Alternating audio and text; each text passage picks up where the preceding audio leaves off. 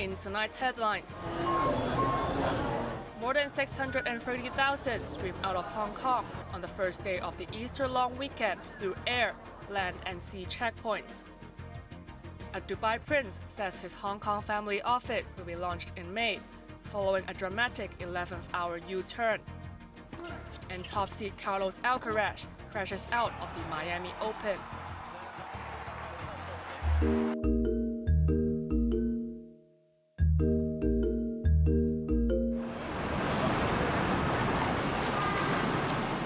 Hong Kongers streamed out of the city via air, land and sea borders on the first day of the Easter long weekend. The airport was bustling this morning as travelers took advantage of the 4-day holiday to embark on short trips. While they may be able to save time by using check-in kiosks, there was no avoiding the long queues at the departure gate. This woman said she arrived 2 hours ahead of her flight's departure time as she expected a traffic jam and longer security checks. Another man revealed he's going away for 8 days by also utilizing the Qingming Festival public holiday next week. He said he began planning for his trip to Fukuoka in Japan at least 2 months ago. The crowds were even bigger at the West Kowloon high-speed rail station. Nearly every train which departed this morning were full, with the few remaining seats being snapped up quickly. Asked about his itinerary for his week-long trip to Guangxi province, this man said he planned to eat, play and sleep.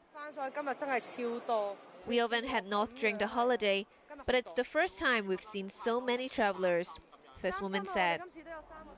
Over at the border town of Zhengzhou, passengers heading to the Luowu and Lok Ma Chau checkpoints were told to expect longer journeys on the MTR. Getting past the turnstile was only the first hurdle. Passengers were stranded at the platform as most incoming trains were already packed like sardines. This traveler who planned to return tonight said he got tired of Hong Kong and needed a mini getaway. Shuttle buses taking travelers from Fanling to the Hung Yuen Wai checkpoint were filled to the brim, even after frequencies were stepped up to 5 minutes. The Hong Kong-Zhuhai-Macau Bridge opened 5 years ago, but its capacity was rarely tested after it was effectively shut off to travelers during COVID. Apart from the long queue at immigration desks, shuttle buses were also struggling to ferry passengers across the Pearl River estuary. There was even a traffic jam at the Zhuhai checkpoint as motorists made use of a new scheme to drive up to the mainland. Janice Low, Cable News.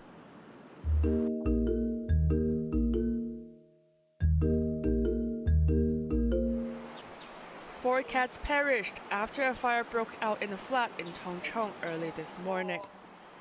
Sources say their 58-year-old owner was attempting to light up a torch burner when she accidentally set the house on fire at around 6:20 a.m. The fire alarm was soon triggered, waking up residents from block in Yutai Court.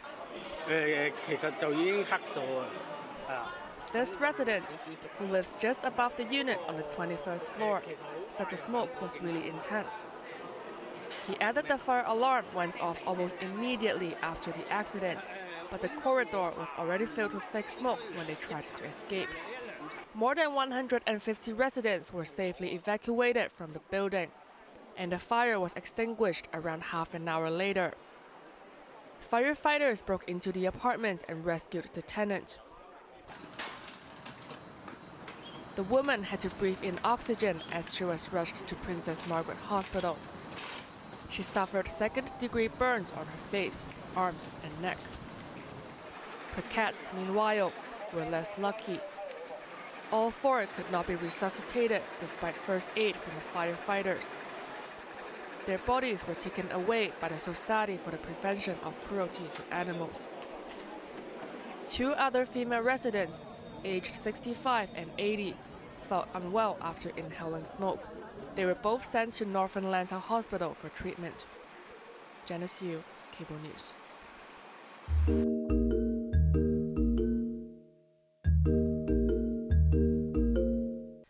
The Hong Kong government was left red-faced earlier this week after a Dubai prince abruptly cancelled plans to launch a family office in Hong Kong.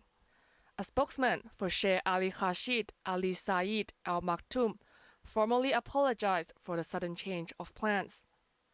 He also confirmed the share's SAR family office, situated in Shentech Center in Shenzhen, will be launched by the end of May instead. The prince, reported to be the nephew of Dubai's ruler, was only in Hong Kong Wednesday, attending a summit co-organized by the Financial Services and the Treasury Bureau and Invest Hong Kong. His whereabouts later in the week were unknown, after his spokesman said the prince had to deal with urgent matters in Dubai.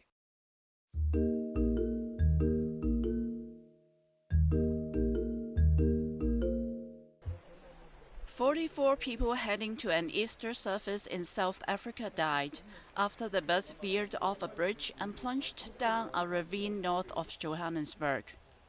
The driver was also killed, with an 8-year-old girl being the only survivor of the tragedy. She was airlifted to hospital with severe injuries. Transport authorities said the coach lost control at a bend on a mountain pass. It fell off the bridge and landed some 50 meters below before catching fire. The passengers were worshippers traveling from Botswana's capital Gaborone to a service in northern Limpopo province. A difficult operation is now underway to recover the bodies of the passengers and repatriate them to Botswana. Some bodies were burned beyond recognition, while others had to be pulled from the debris. South African President Cyril Ramaphosa sent his condolences to the victims' families and pledged support from his government. The Transport Minister said a full investigation will be launched into the cause of the crash.